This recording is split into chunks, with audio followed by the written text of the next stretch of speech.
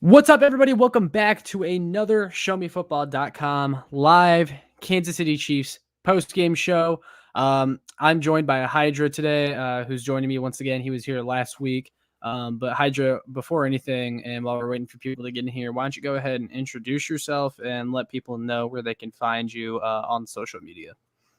Yeah, so I go by the name of Hydra on the internet. And if you want to follow me on social media, just go to my Twitter. It's just at Hydra, like you see on the screen right now. And if you want to see me tweet some dumb shit on there, go ahead and follow me.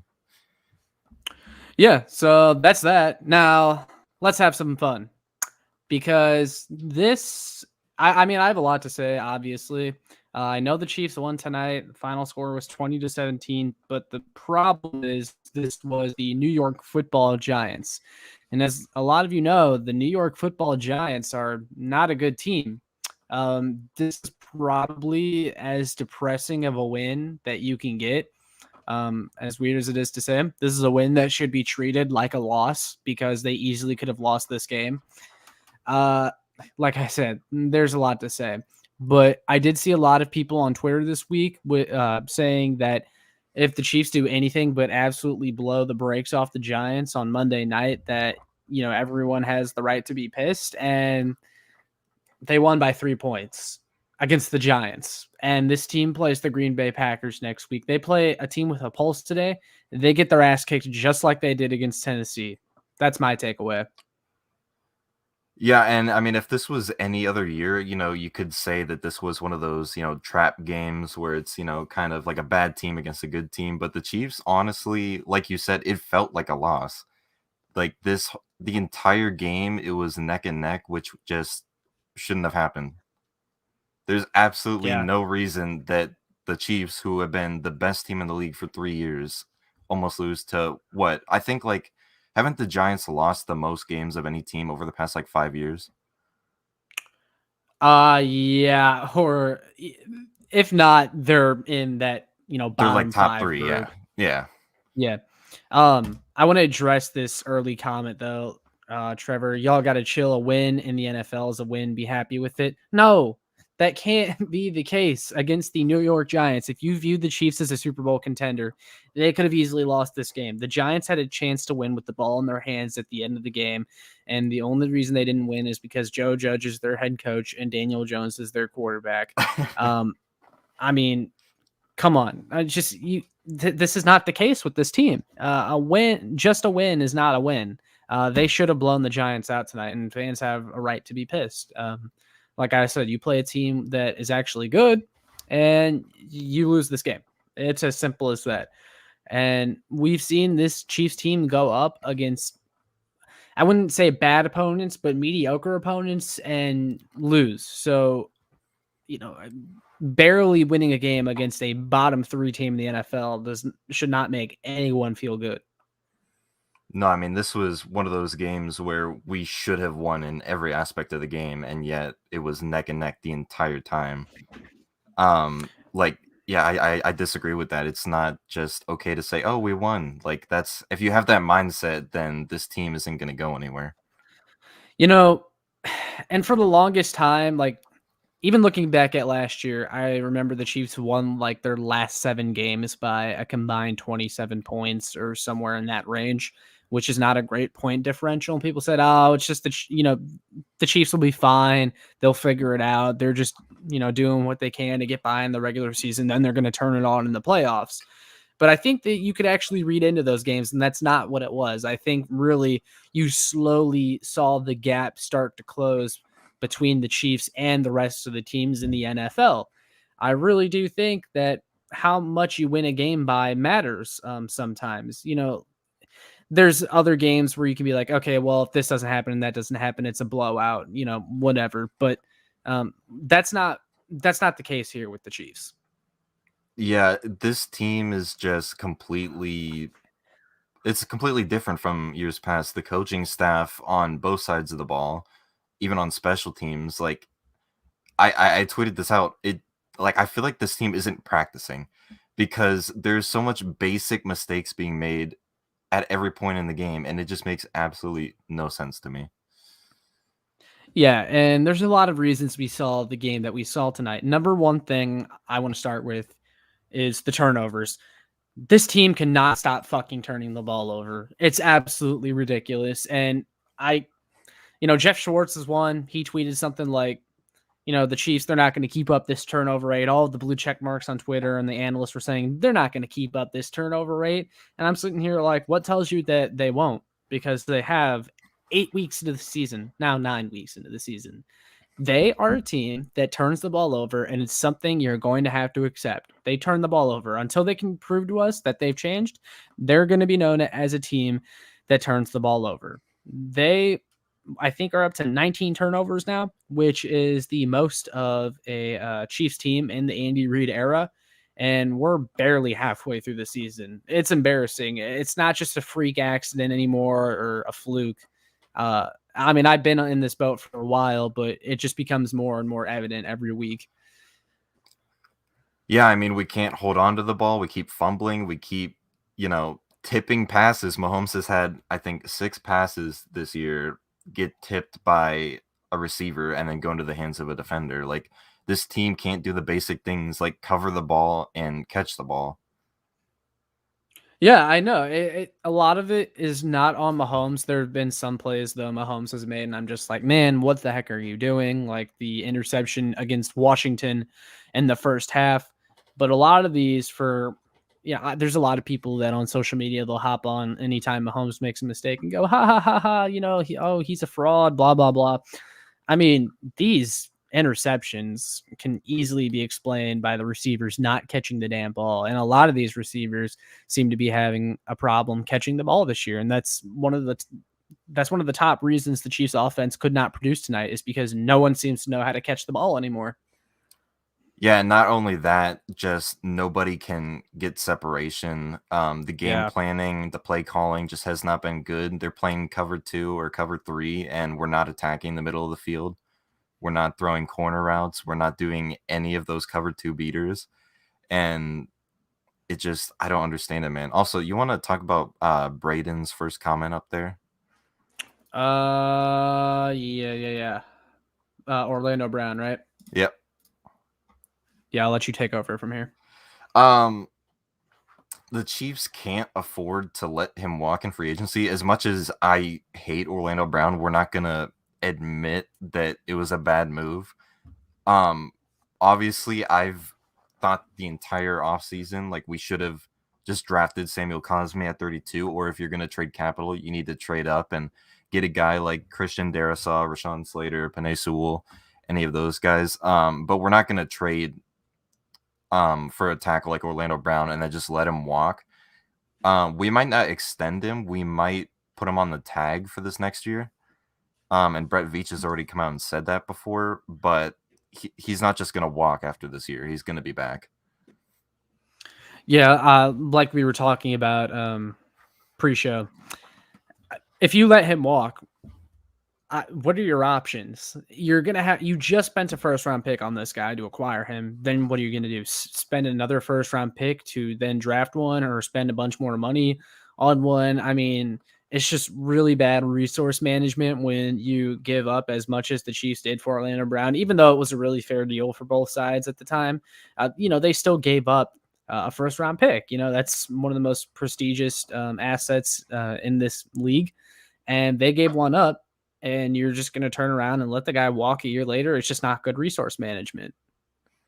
Yeah, it's just not going to happen. And yeah, I mean, like you said, who's going to play left tackle if we let him walk? We have a ton of depth at guard, but we have 3 tackles that could be starters. And one of those is Mike Remmers, who shouldn't be on a team. Well, see, I am sympathetic towards Remmers because I think he's a good swingman, offensive lineman, either at guard or tackle, which is valuable, but he is getting pretty up there in age. I'll say this, though, since you kind of touched on it before we jumped into offensive line talk. This team, Andy cannot coach it to beat a cover 2 defense. Still very uncreative. A lot of dancing in the backfield, a lot of plays in the flats that take a little while to develop. How about just throw a slant? throw a post or fade or something like that. Teams have completely taken away the deep pass from the Kansas City Chiefs. They without explosive plays, they seem to be lost.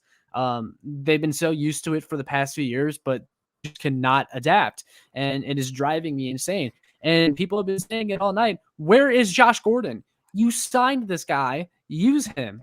They literally signed him. I joked about it, but it's true. They signed Josh Gordon to block for Demarcus Robinson. They signed him to block for Demarcus Robinson. He's getting more targets than Josh Gordon. This is ridiculous. You signed the dude for a reason. Freaking use him. Yeah, I mean, I will say Eric Bieniemy this week kind of explained that, the reason he hadn't been getting that many snaps and that many looks in the offense was obviously he wasn't completely caught up on the offense. But this week he said that, we would see him a lot more tonight, which we did. The issue is we threw to him one time and he tips the ball 5 feet up in the air and a defender comes and picks it off. And that's the past 2 times he's been targeted. It's gone for an interception that way.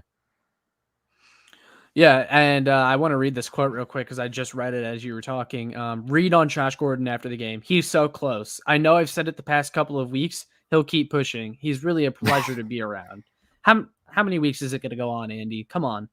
It's been the same story the past 3 years. We bring in some veteran player and they talk so highly of him. And we see a few snaps a game, a few targets, a few carries. Like Le'Veon Bell last year. I know you and me were really high on him and thought he actually wasn't bad for Kansas City. He wasn't. And I tweeted this during the game. I don't know if you saw it. This is why Le'Veon Bell said what he said about not playing for Andy Reid anymore. Look at Josh Gordon. That's why Le'Veon Bell said what he said. And I'm not here to say those guys are world beaters. They didn't get the ball for a reason, but I also think, and I'm sure you were about to say it before I cut you off, but I thought that Le'Veon Bell showed enough. Josh Gordon, we just haven't really got to see him yet, but you can't convince me he's worse than the players they're rolling out there. And that's really all you need to know about that. But yeah, that's why Le'Veon Bell said what he said. These free agents that we bring in, people act like it takes them 3 years to get acclimated in the Andy Reid offense and all this stuff. And it's just BS. It really is. Yeah, these are, all pro players, right? It's not like they don't know how to play. Le'Veon Bell is a former All-Pro. Josh Gordon, former All-Pro. They know how to play the game. It's not going to take them the entire season to learn an Andy Reid offense. It's just not. Well, and when you look at the way receivers and offensive players have instantly made an impact wherever they go on other teams that aren't the Chiefs, that whole explanation, people have used that explanation for years, that it takes so long to learn the Andy Reid offense and stuff. You think it learns this? It takes this long to learn how to catch a ball in the backfield and run on a screenplay. Like, come on, it's right. Like, look, I know Andy Reid has some complicated plays and stuff like that, but people make it seem way more complicated than it really is. And that's why defenses have been able to stop them so easily this year. They can't adapt. They run the same thing every week. Yeah, and you kind of talked about it there. Talking about the backfield. How about Gore today? He looks like the best back on this team. I was ready to talk about it. He walked into the building. This guy, Derek Gore, literally walked into the building and is as efficient as Clyde Edwards-Helaire. I get it was one game. We saw it in preseason too, though, and I do think preseason means something. Derek Gore, this guy, use him more. And the most frustrating thing to me about tonight's game is that Gore had a hell of a first half. He had a hell of a coming out, and then he's MIA in the second half. What the hell, Andy? What the actual hell? Going away from what was working before is one of Andy Reid's biggest flaws, and I just don't understand it. Why are you taking Derek Gore out of the game? And that's not to say I'm not a fan of Darrell Williams and his play, but stick with the hot hand. Yeah, and Williams didn't look too good tonight. He had a few nice carries, but he also had a few where he just kind of looked lost and couldn't find the hole. He was much more of a factor in the receiving game tonight. Yeah. Which is fine. And I believe the past few weeks with Clyde out, he's actually been pretty effective in the receiving game, and that just goes back to Mahomes not trusting Clyde in the receiving game, because we always talk about, oh, Clyde was the best receiving back in his class. Why are we not, putting him on like a Texas route or an arrow route or anything like that? But I just think it's Mahomes not trusting him, because you see him throw the ball to guys like McKinnon and Williams out of the backfield all the time. Yeah, so much more easily. It comes natural to him throwing to those guys. He checked down to Williams so many times tonight. You don't really see him do that with Clyde. But I'm not gonna say that Gore or Williams are much more talented than Clyde. Or No. I think they both played better than Clyde has a lot of this year. But here's the thing: the gap isn't as big as people would like to think. It really shows why spending a first round pick on Clyde Edwards-Helaire was a mistake. I don't know how many times I have to say this. Really, I say it every single time. Yeah. But you know, it really goes to show how much of a mistake it was taking Clyde in the first round when this offense really hasn't missed a beat in the running game since he's been out. Yeah, I just don't understand the Clyde defenders at this point. It was not a good pick. We've seen kind of like the aftermath of that and how much of an effect, just one bad first round pick, how much that affected this team. Because now we're in a spot where it's like, okay, what are your needs? You have like 6 major needs going into the offseason, going into the rest of this season, even. Trayvon Diggs was there. T. Higgins was there. Jonathan Michael Taylor Pittman. was there. Any of those guys. If you're gonna draft the running back, DeAndre Swift, Jonathan Taylor. Yeah, absolutely. I want to touch on Mahomes real quick, and then we'll talk a little bit of defense. Yep. Because we haven't really said a whole lot about them tonight. But we talked about it before we started going live. I really felt like Mahomes tried as much as possible to stay in the pocket. I think he's been listening to the outside noise. I think he's been seeing on film, man, I'm bailing on these pockets way too much. And he still did it a little bit tonight. Yeah. But I think you actually saw him try to stick in the pocket. But when the receivers aren't getting separation, like we talked about, there's not a whole lot of reason to stay in the pocket. And that's why you saw him drift more as the game went on. Yeah, I mean, that just goes back to, this team missed on a wide receiver too in free agency. I know, like, we offered Juju the most money, and he still chose to go back to Pittsburgh. And I mean, he's like injured now out for the season. But nobody's creating separation. And especially if you have a bad game plan that you're not attacking the weaknesses of a defense that you literally know every team is going to run against you. Like, we're going to have these issues every single week. So, yeah, like, I do think that Mahomes has had an issue bailing from the pocket, like we talked about. But it's not all on him. And this team can't figure out how to get separation. And whenever we can get a ball to a receiver, it's tipped up in the air and picked off. Like, yeah. I do want to touch on another thing. Marlon, his comment just made me think of it again. He says, I miss Jody Fortson right now. Says Joey. I know you meant Jody, Marlon, but I got you, man. He says, I miss Jody Fortson right now. We were talking beforehand about how this team misses Jody Fortson in the red zone because, yeah, they do. Their red zone offense got cute again today. So many times this team, they try to run cute plays in the red zone instead of just punching it in. And it's really gotten cringeworthy. It's like, all right, Andy, put down the freaking pipe, because these plays that he's running in the red zone, they don't work. It's cutesy, gimmicky bullshit. Devin White called them out for it after the Super Bowl. He said the Chiefs are soft. They were able to stop their offense because they knew it was gimmicky and stuff like that. And he's right, because since then those plays have not been executed well whatsoever, or, they've just been getting stopped. And you mentioned Josh Gordon, or we both talked about Josh Gordon, how they should use him and how this team can't use a slant. Why have they just not inserted Josh Gordon into the role in which they use Jody Fortson? It makes no sense. Well, not even Josh Gordon. How about Noah Gray, right? I mean, he's still, 6'5" athletic tight end that we could use in that same role. Put him out on a wheel route, put him on like a delayed route. He's got good hands too. Like, I would rather that play that got drawn up for Blake Bell go to him instead. Why is Blake Bell getting passes there on a crucial down? I don't know, man, because Blake Bell is a blocking tight end, right? He's not really a receiving tight end. He's got like one or two career touchdowns. He can make a catch here or there, but I mean, in that situation, no. I mean, it just doesn't make sense. Yeah, and I don't understand it. Yeah, I mean, he definitely isn't a tight end too. He's more of a 3. And you kind of saw like earlier in the year when Jody Fortson wasn't quite that number 2 tight end yet. You saw the difference that Fortson can really make being that number 2 tight end as opposed to Bell. And I think now is a time where you need Noah Gray to step up, and it just hasn't happened yet. Yeah, which is weird because they spent all offseason hyping him up and talking him up, and he got reps with the first, second, and third team just to get him as many reps as possible in the offense, and it's just nothing has come from it.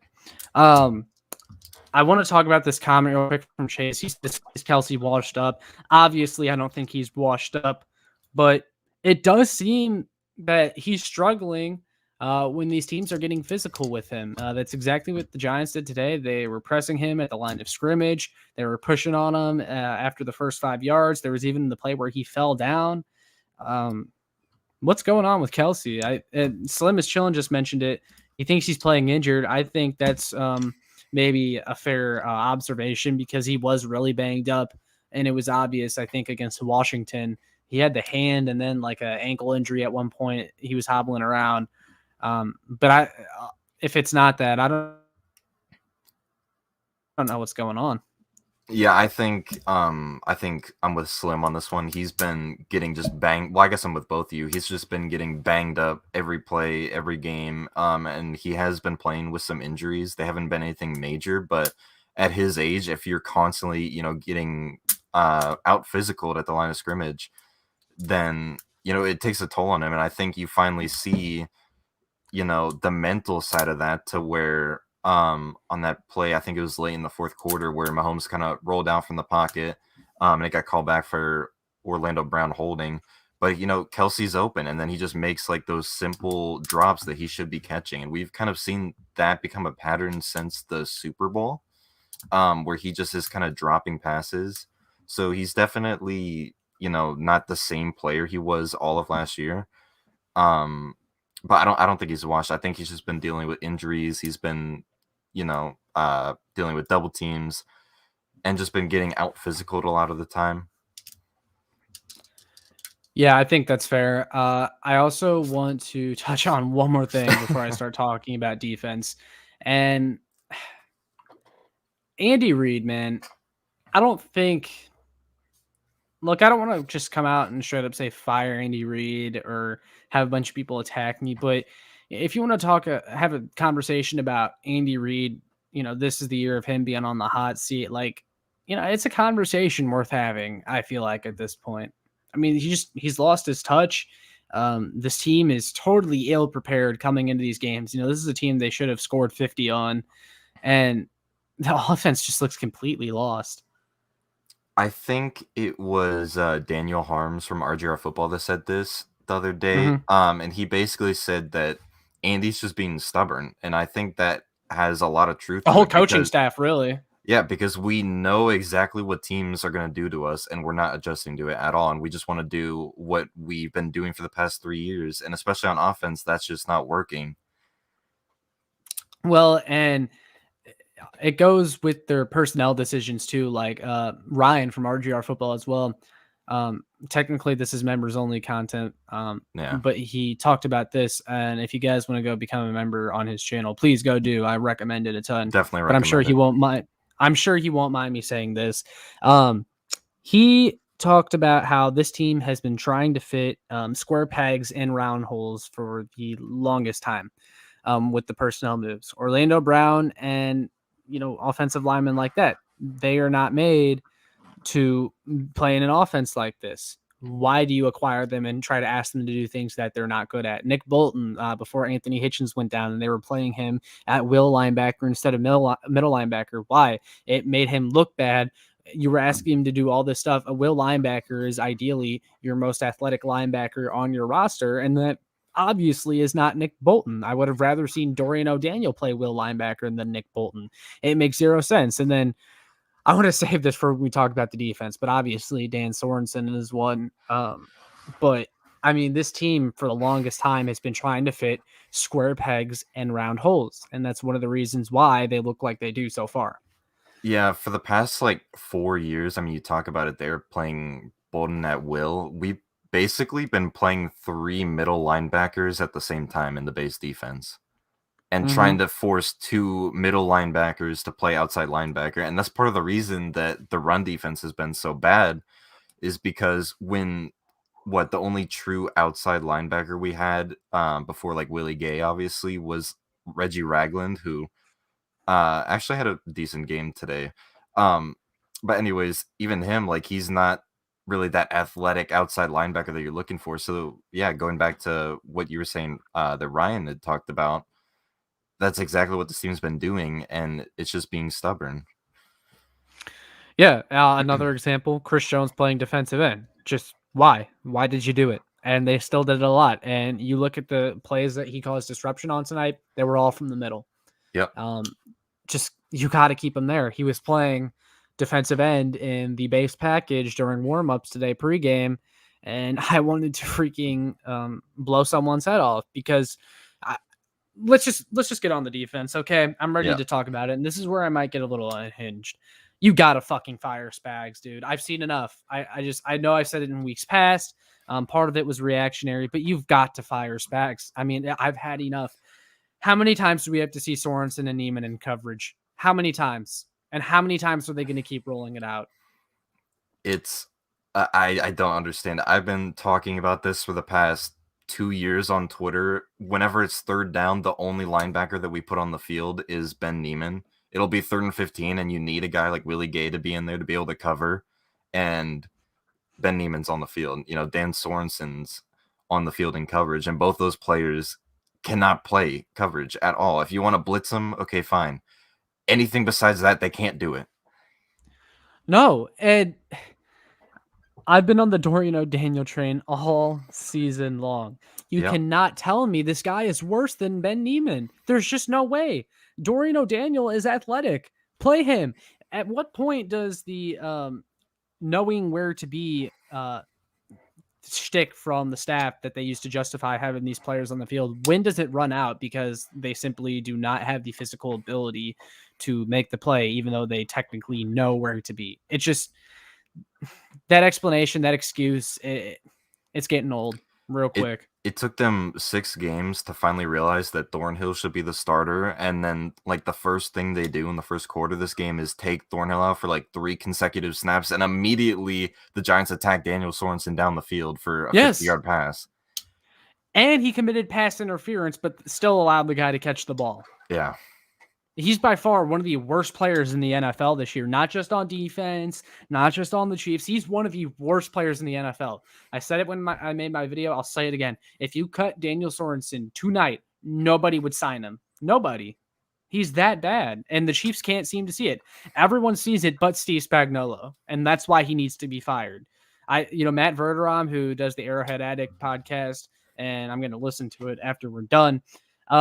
He has been adamant about these personnel decisions and how bad the Chiefs defense has been all season long, but he said he wouldn't fire Spags. Why? Because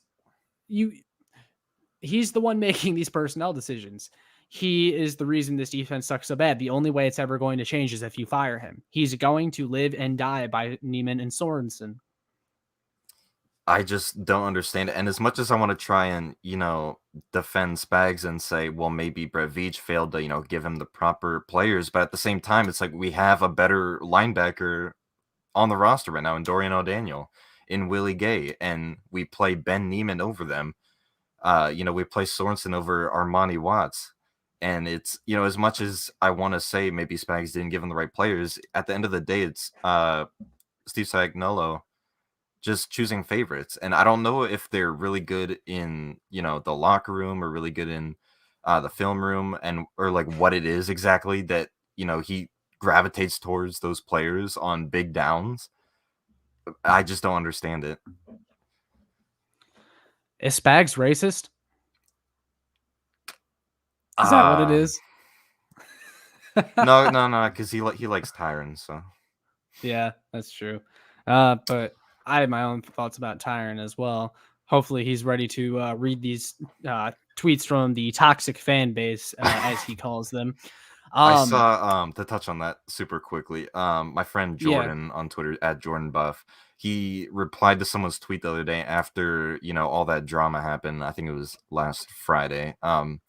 And he was basically saying like, oh, you know what, Anthony Hitchens and Tyrann Mathieu are right. They won us a Super Bowl, so now we should have absolutely zero what's the word, expectations for this team for the rest of our lives. Like, don't worry, guys, we won a Super Bowl. Just don't worry about it now. They delivered. I I don't give a damn that this team won a Super Bowl and went to back-to-back Super Bowls. They're falling off a cliff. Um, no win in the past is going to make up for the season that they're having right now. It's just inexcusable. Everyone looks off. This team doesn't have the same feel to it. And there was a point in that Giants game where I was going, even if they win this, like, I've seen enough. This team isn't going anywhere. It's kind of like how we opened the video. Um, if this is a team with a pulse, they probably lose by double digits. Yeah. But as it stands right now, I don't think this is a playoff team. Oh no, at all. no. I don't Like, think they win not the even a AFC wild card. West. No, I don't see it. Now, I will say, besides Neiman and Sorensen, who are really responsible for all the points the Giants scored tonight, the defense was actually not half bad.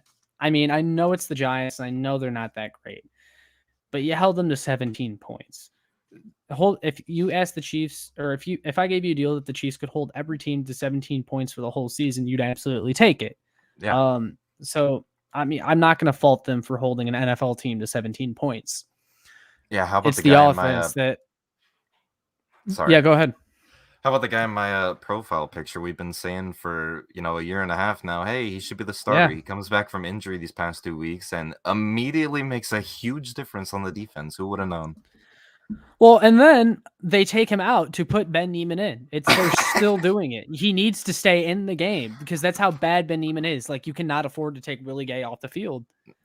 Yeah, Ben Neiman, I mean, him and Daniel Sorensen both were obviously targeted the whole game. But especially Ben Neiman, I feel like had a horrible game. I saw like 3 different plays where the Giants would throw a screen pass and Ben Neiman would just not be able to get off a block and just get pushed back 20 yards. Whereas Willie Gay, literally throws linemen to the side. Like, that's not happening to him.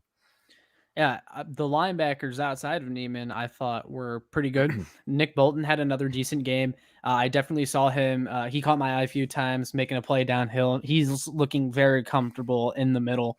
And the shameful thing is that, when Hitchens gets back and he's healthy, he's going right back to start in the middle, even though the full-time starter should be Bolton now. Yep. Because that's Spags operates. That's the way these coaches operate. Like, I am willing to bet money if anyone wants to disagree with me. Anthony Hitchens will start at middle linebacker as soon as he gets activated. Yeah, and then Bolton's gonna go back to Will, and Willie's gonna be at the Sam and the Buck. Like, it's not gonna be good. This defense is gonna go back to declining again. And that's why Spags needs to be fired. Yeah. I mean, because nothing will change then. Again, it's like, is it the personnel? I want to say it is, but at the same time, he's choosing favorites over straight up better players. So, I mean, yeah, I'm kind of with you there. Yeah, he's just incompetent. Now, one more positive I want to say tonight is the defensive line. Even though there's a play that I pointed out where Frank Clark had a sack in his eyes and did a spin move away from the quarterback. And I have the play on video on my Twitter if you guys want to go check it out at JoshFan43. Frank Clark had a sack, or at least a QB hit, at the very least. And then he did a spin move away from the quarterback, which pretty much is his time in KC in a nutshell. I had some people that were like, oh, well, he went to go defend the screen. Look, the tackle had Clark's inside completely covered. The spin move to run with the ball where it was being thrown, like, he had a better chance affecting the play if he were to just go right after the quarterback. Because like I said, he was at least getting a quarterback hit there if he goes for Daniel Jones. But that's back to my positive. The defensive line actually got some consistent pressure tonight, and Frank Clark was a part of that.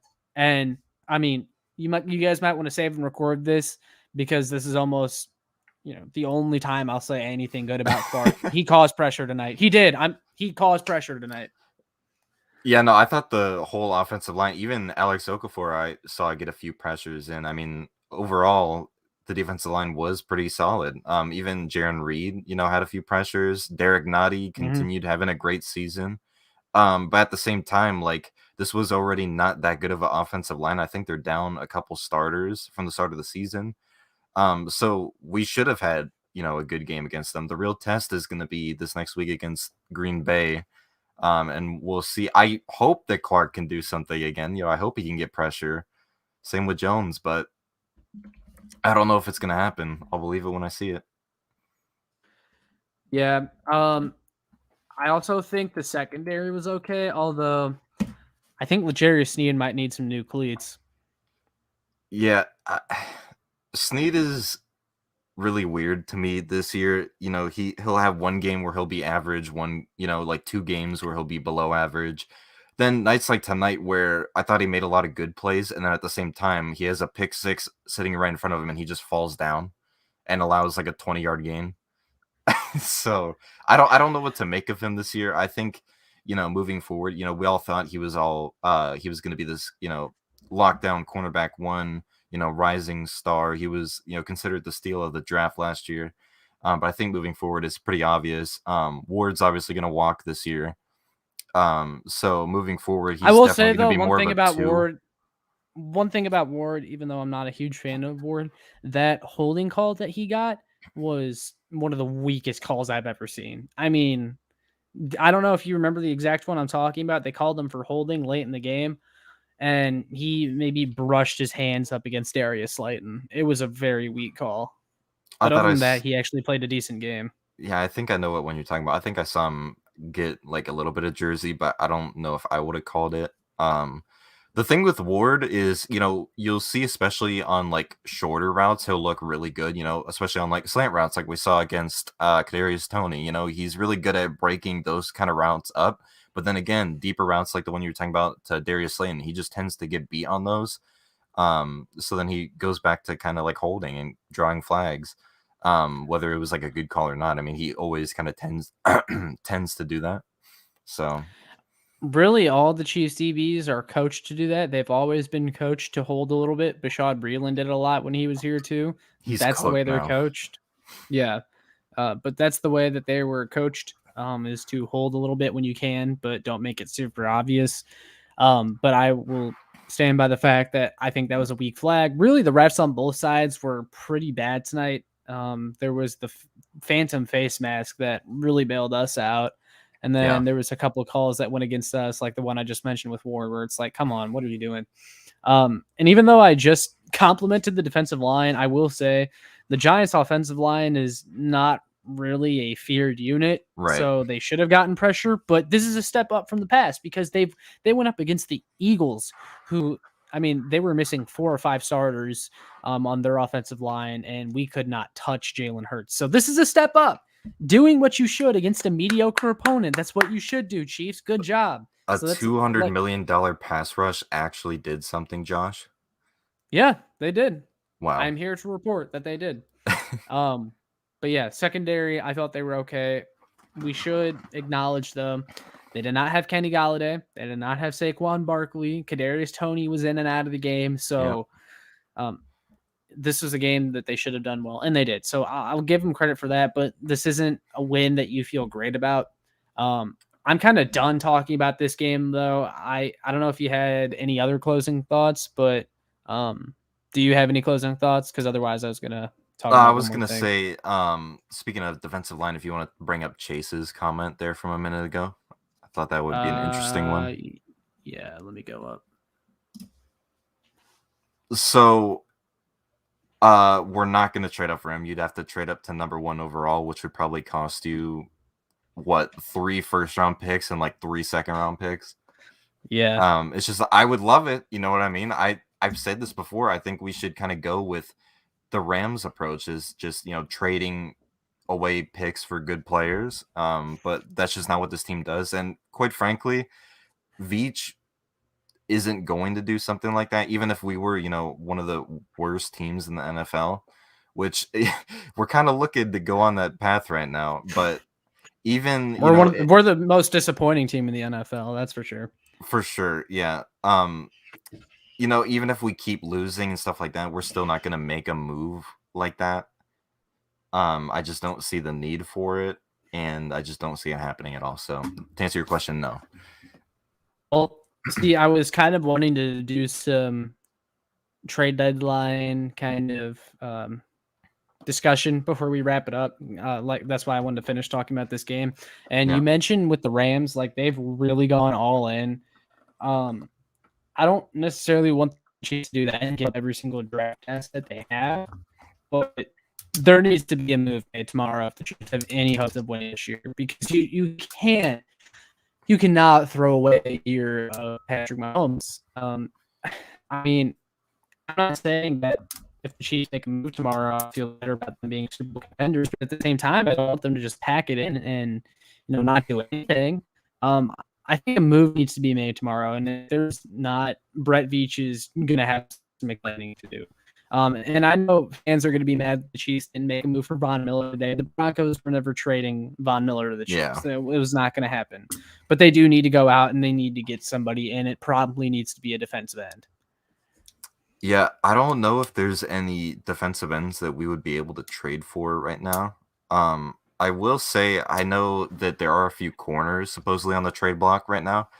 So it would be interesting to see if we made a move for a corner. I don't see that happening until the offseason.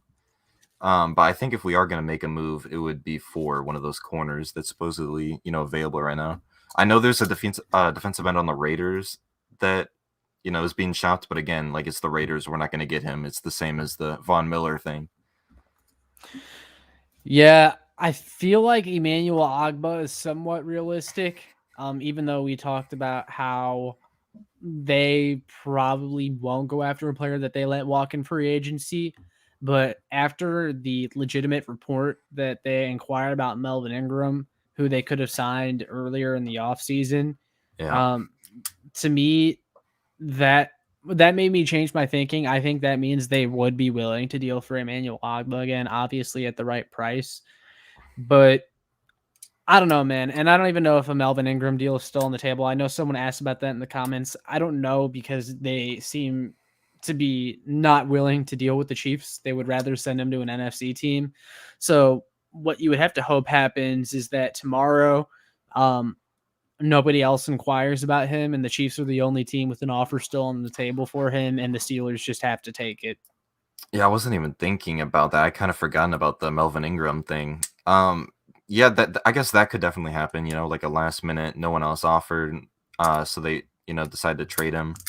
Or they have the best package, like someone's offering a 6th, or you offer a 5th, which is probably the highest I'd go for Ingram. Yeah, I wouldn't go any higher than that.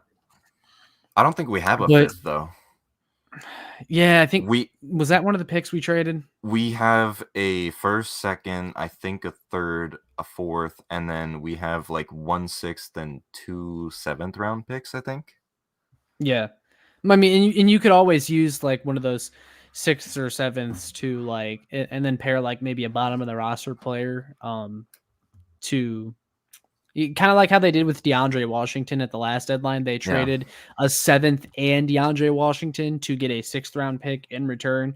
You could certainly do something hypothetically like a 6th round pick, and I don't know. I'm just trying to think like Alex Okafor. Like if you thought Ingram was an upgrade, you could trade them Alex Okafor in return, but at this point, the Steelers and the Chiefs the Steelers, they have a better record than the Chiefs currently, as we said, I think. Why would they feel the need to trade him to the Chiefs?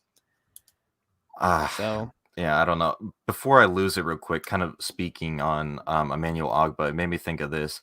Tano Passanio has been pretty solid for the Saints, so it really makes you question the development and really the coaching. Well, yeah, and I wrote an article on this too, and I think we really need to have a conversation about Brendan Daly, because the amount of players that have gone on to succeed outside of Kansas City or were good before coming to Kansas City, then came to Kansas City and regressed. A lot of them are on the front four. Jerron Reed, Alex Okafor, Even Chris Jones and Frank Emmanuel Clark, Ogbah. the past 3 years, look at them, they're declining. Every Yes, single they're year, they're declining. declining. So, yeah, I think there's definitely a conversation to be had there. On top of that, I've heard from Patriots fans that I guess Daly used to be with the Patriots, that he wasn't very Yes. good there either. So I definitely think that, we're talking about Spags a lot. I think maybe, especially just the assistant coaching staff on defense in particular, might need to look at that a little bit deeper. And I feel like, well, there's this notion that Belichick assistants usually suck outside of New England, and that rings true with Brendan Daly. At least so far, based on the results we've seen. Because it seems like these guys that just forget how to play football. Jerron Reed being one. I mean, that was widely regarded as one of the steals of free agency, and he's bad this year. I mean, I know he has some pressure tonight, but I mean, you get my point. Yeah, I think just there's so many things wrong with this team right now. I'm honestly kind of scared that, we're not going to be able to fix enough in the offseason or during the rest of this year that we're going to kind of, not necessarily be a bad team going forward, but for the next year or two, still be kind of sloppy like we are now. Yeah. Heck, they could even trade for a safety to replace Daniel Sorensen, or a linebacker to get Neiman off the field, although they haven't shown the willingness to do that. I think it's because they genuinely like those players, which baffles me. But I didn't even really bring it up earlier when we were talking about Dan Sorensen, but Armani Watts, maybe you need to give him some snaps, because there's no way he's worse than Sorensen. So yeah, whenever we've seen Watts on the field on defense, he hasn't really been bad. He hasn't been worse than Sorensen, I'll tell you that. He's been solid for like a third or fourth safety on the team. I'm fine with him. Yeah, give him some looks. Give Dorian O'Daniel some looks. I mean, we keep saying it week after week, but it needs to happen at some point. Yeah, because the guys that are currently out there, they just aren't getting it done. Maybe they look good in practice or something, but for whatever reason, they're not getting it done in the games, and that's when you need to make a change. And that's why Spags needs to be fired once again. But yeah, it'll be an interesting deadline tomorrow. I don't expect the Chiefs to do anything, unfortunately, when they probably should. I don't know, man. Like, you've got to do something to improve this team. Even if it's just trading away one of our players and getting something in return. Yeah. I don't know who has any value right now. Don't stand pat. If you're going to be sellers, fine. You're sellers. I'll understand the thinking there, the thought process of becoming sellers, but embrace one. Don't just stand pat. Yeah, because can you get a third for McCole Hardman? Yeah, maybe. I don't know. Teams value speed. I always talk about this, but the Jets, Chiefs value Hardman. That is true. Something I talk about though, the Jets a few years ago were willing to offer a fourth for DeMarcus Robinson, and we didn't do it. That's interesting. I never knew that. I know the Lions offered him a contract this past offseason, but it was like the same. We offered him, and he just wanted to come back to the Chiefs because of the familiarity and everything. But damn it, Lions! Why couldn't you have offered more? Do they want to trade for him tonight? Maybe they're willing to give up a pick. Because they need some receiver help, man. Yeah, and he's got 2 fresh kneecaps, too. This is true. Maybe they'll be interested. Maybe if you want, if they make a move tomorrow, we can hop back on tomorrow and talk about whatever move they make. But I think I'm going to wrap it up there. For those of you that are still watching, thanks for choosing our stream once again. We're about 30 strong right now. It was a late game. I understand it's 11:30 basically.